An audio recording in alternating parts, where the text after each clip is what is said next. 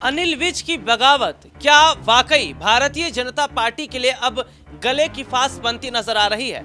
और अनिल विज की बगावत से क्या अब बीजेपी के लिए आने वाले समय में मुश्किलें खड़ी हो जाएंगी या फिर अनिल विज की बगावत को शांत कर दिया जाएगा? आखिरकार क्या कहती है हरियाणा की सियासी तस्वीर और हरियाणा में क्या विज को सीएम कुर्सी सौंप दी जाएगी या विज विधायकों को लेकर कांग्रेस की तरफ चले जाएंगे? नमस्कार, मैं हूं राहुल शर्मा और आप देखना शुरू कर चुके हैं हमारा खास प्रोग्राम। और हम आज के अपने इस प्रोग्राम में बात हरियाणा के सियासी दंगल की कर रहे हैं। हरियाणा में भारतीय जनता पार्टी के अंदर जो सियासी भूचाल मचा हुआ है उससे एक बात तो साफ है और वो बात ये है, अनिल विज या तो बीजेपी में रहेंगे या तो बीजेपी का साथ छोड़ देंगे। बीजेपी में रहेंगे तो तब जब उन्हें सीएम बना दिया जाएगा और अगर यहां उन्हें सीएम नहीं बनाया जाता है तो वो कांग्रेस की तरफ चले जाएंगे। तो क्या बीजेपी ने अनिल विज के साथ गद्दारी की है? क्या बीजेपी ने जानबूझकर अनिल विज को साइडलाइन करने की कोशिश की है? और तीन बड़े कारण, जी हां, तीन बड़े कारण मैं आज अपने इस प्रोग्राम में बताने वाला हूं, उसको ध्यान से सुनिएगा। तीन बड़े कारण कौन से हैं जिन वजह से अनिल विज को साइडलाइन कर दिया गया या उन्हें डिप्टी सीएम तक नहीं बनाया गया? तो आज जो तीन बड़े कारण हम बता रहे हैं उसे सुनने के बाद आप खुद चौंक जाएंगे। अब फिर ऐसे में यही सवाल हो जाएगा कि क्या बीजेपी ने पहले से ही तय कर लिया था कि अनिल विज को कुछ भी नहीं देना है? दरअसल पहले बड़े कारण की बात कर लेते हैं क्योंकि मैंने तीन कारण की बात की।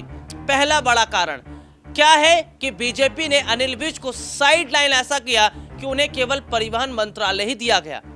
पहली क्या वजह है? पहली वजह है अनिल विज के बगावती तेवर।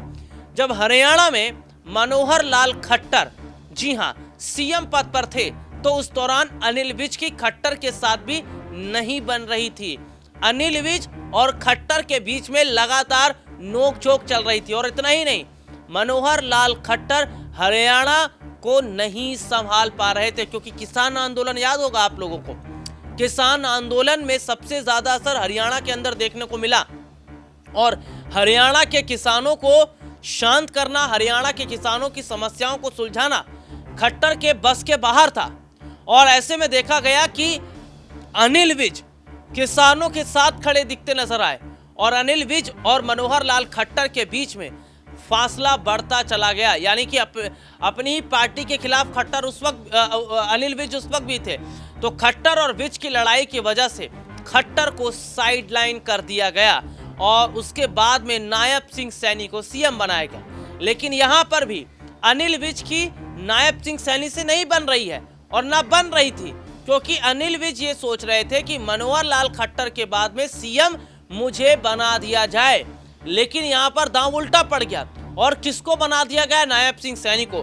तो ऐसे में जो अनिल विज है वे सैनी के खिलाफ भी बगावत करते नजर आए और अनिल विज के यही बगावती तेवर से बीजेपी परेशान थी, पार्टी आलाकमान परेशान थी और यही देखा गया कि अनिल विज का राजनीतिक कद ही भारतीय जनता पार्टी में घटा दिया जाए। ये पहली मैंने वजह बताई है।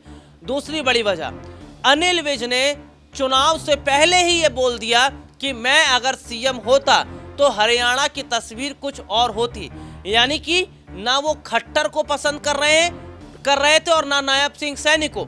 यानी कि जैसे कि मैं पहले ही बता रहा था कि वे चाह रहे थे कि खट्टर के इस्तीफा देने के बाद में सीएम उन्हें बनाया जाए, लेकिन पार्टी ने सीएम उन्हें ना बनाकर सैनी को बना दिया, जिससे यह देखने को मिला कि अनिल विज का जो अंदर का जितना भी गुस्सा था वे बाहर आ गया। क्योंकि हरियाणा चुनाव से पहले ही अगर आप सीएम बनने की बात कर रहे हैं तो इसका मतलब यह है कि पहले भी यही इच्छा थी, लेकिन वो इच्छा को दबा कर रखा था। तो जो चुनाव से पहले बात सीएम पद को लेकर कर गए अनिल विज, इससे बीजेपी नाराज हुई। और ये दूसरी बड़ी वजह है अनिल विज की कि किस तरीके से पार्टी ने उनकी इस हरकत से उन्हें परिवहन मंत्रालय दिया। और तीसरी और आखिरी बड़ी वजह, इसको जरूर मैं अपने दर्शकों को आगे बताऊंगा, लेकिन क्या बीजेपी ने पहले से प्लान तैयार कर लिया था कि अनिल विज को पार्टी में बहुत कम स्थान देना है? क्या पहले से तय हो गया था कि अनिल विज की बगावत को रोकना है। अनिल विज जो पार्टी के खिलाफ काम कर रहे हैं, इनका दबदबा कम करना है। और क्या इसी प्लानिंग के तहत ही अनिल विज को क्या दिया गया? परिवहन मंत्रालय दिया गया, क्योंकि अगर डिप्टी सीएम पद भी दिया जाता तो सीएम और डिप्टी सीएम के बीच में लड़ाई चलती, क्योंकि डिप्टी सीएम की पावर भी बहुत हद तक ठीक ठाक होती है। अब तीसरा बड़ा कारण सुन लीजिए कि क्यों अनिल विज को पार्टी ने साइडलाइन किया। तीसरा बड़ा कारण और मेन कारण क्या है? अनिल विज ना तो शाह की बात मान रहे हैं और ना ही नड्डा की बात सुन रहे थे, क्योंकि अनिल विज को भरोसा दिलाया जरूर गया कि उन्हें बड़ी जिम्मेदारी दी जाएगी, लेकिन अनिल विज को ना शाह पर भरोसा था और ना ही नड्डा पर। और यही वजह रही कि वो पार्टी आलाकमान से लड़ गए। यानी कि अभी तक किससे लड़ रहे थे? खट्टर से, सैनी से, लेकिन शाह से लड़ गए, नड्डा से लड़ गए। और ये तीसरी सबसे बड़ी वजह उनकी बन गई कि उन्हें पार्टी में पूरी तरीके से ही साइडलाइन कर दिया गया। उन्हें डिप्टी सीएम तक नहीं बनाया गया, क्योंकि वो पार्टी के लीक से हटकर चलना शुरू कर चुके थे। तो तीन बड़े कारण मैंने अपने दर्शकों को बता दिए, बीजेपी ने क्यों उन्हें साइडलाइन किया। लेकिन अब ये देखा जा रहा है कि अनिल विज ने अंदर ही अंदर पार्टी में गुटबाजी तो कर दी और विधायकों को अपने साथ भी जोड़ लिया। अनिल विज कोई छोटा मोटा चेहरा नहीं है, वे कई बार के विधायक रह चुके हैं। हरियाणा बीजेपी के अंदर उनकी बड़ी पकड़ है, विधायकों पर बड़ी पकड़ है। और अनिल विज ने भी माहौल को देखकर चुप्पी साधनी ही सही समझी और उन्होंने कम समय में विधायकों को अपने साथ जोड़ लिया। अब सूत्रों से ये जानकारी मिल रही है कि अनिल विज के पास में 15 से ज्यादा विधायक हैं, ये विधायक 20 भी हो सकते हैं।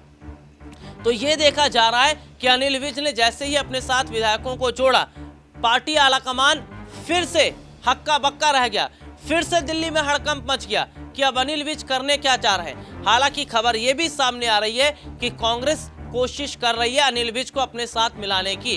अनिल विज अगर कांग्रेस के साथ आ जाते हैं, अगर कांग्रेस के साथ हाथ मिला लेते हैं, तो वो वक्त दूर नहीं, नायब सिंह सैनी की सरकार हरियाणा में जल्दी गिर जाएगी। क्योंकि अनिल विज ये साफ कर चुके हैं, नायब सिंह सैनी केवल खटोले पर बैठकर इधर उधर डोल रहे हैं। और खटोले पर बैठकर इधर उधर डोलने का मतलब ही यही है, वो ये जाहिर तौर पर बताता है कि किस तरीके से मौजूदा समय के अंदर, या जो मौजूदा समय की तस्वीर है वो साफ तौर पर यह बताती है कि क्या एक बड़ा बदलाव हरियाणा में अब अनिल विज करने जा रहे हैं। और क्या अनिल विज के बगावती तेवर ये साफ तौर पर बताते हैं कि अगर कांग्रेस की तरफ रुख करते हैं अनिल विज और विधायकों को लेकर निकल जाते हैं, तो शायद हरियाणा में बड़े आराम से सैनी की सरकार गिर जाएगी और इस्तीफा सैनी को देना पड़ेगा।